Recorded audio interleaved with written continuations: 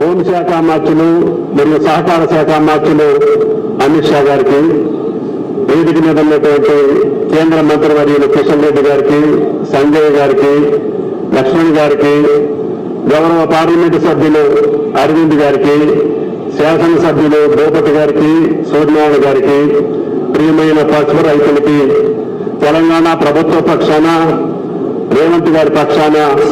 కేంద్ర ప్రభుత్వానికి గత అనేక సంవత్సరాలుగా మీరు కలలు కంటూ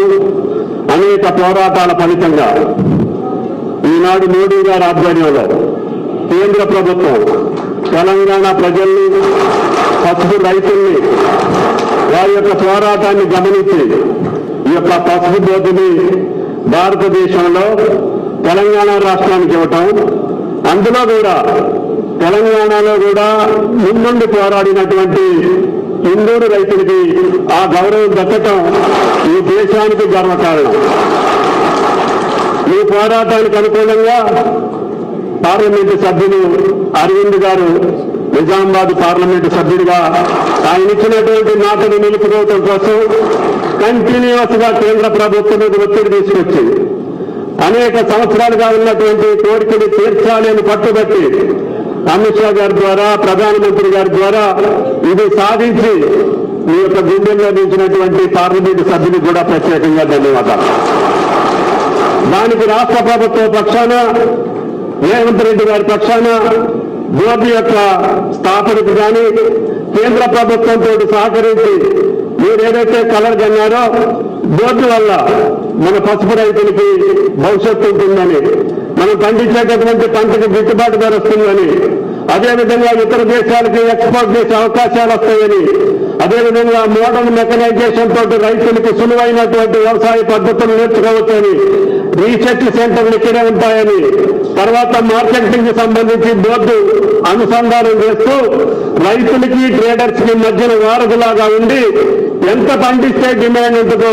అంతటికే పరిమితం చేసి పసుపు రైతు నష్టపోకుండా ఉండేదానికి ఈ పసుపు బోర్డు యొక్క కార్యక్రమాల్లో ప్రధానంగా భావించాలి అని చెప్పి బోర్డు అధ్యక్షునికి,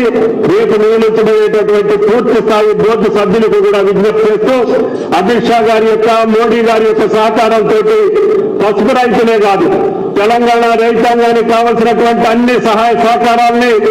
కేంద్ర ప్రభుత్వం మేము అడిగింది గడువుగా కొన్ని సహకారాలు అందిస్తుంది. దానికి ముందు భవిష్యత్తులో కూడా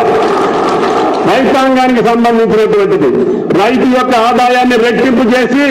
రైతుని రాజునే చేస్తామని చెప్పినటువంటి మోడీ గారి వాగ్దానానికి అనుగుణంగా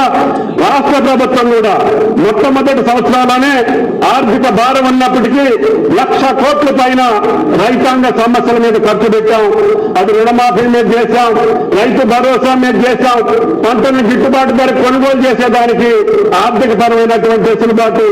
ఉన్నా లేకపోయినా రైతును ఆదుకోవడానికి రేవంత్ రెడ్డి గారి ప్రభుత్వం ప్రయత్నం చేస్తుంది. దానికి మా కేంద్ర మంత్రులు కిషన్ రెడ్డి గారు, బండి సంజయ్ గారి సహకారంతో, ఇక్కడ ఉన్నటువంటి రాష్ట్ర పార్లమెంటు సభ్యుల సహకారంతో, కేంద్ర ప్రభుత్వంతో ప్రతినిత్యం అనుసంధానం చేసుకుంటూ కేంద్ర ప్రభుత్వం సహకారాలతో తెలంగాణ రైతులు రాజును చేయడానికి వ్యవసాయ శాఖ, అదేవిధంగా కోఆపరేటివ్ శాఖ పరంగా,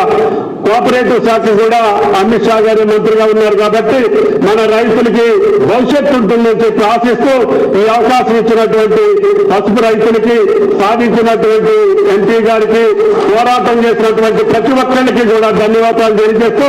ఈ పుణ్య కార్యక్రమానికి, ఈ యొక్క భరతమాతకి పసుపు ప్రాణాన్ని దిద్దేటటువంటి ఈ పసుపు పంటకి,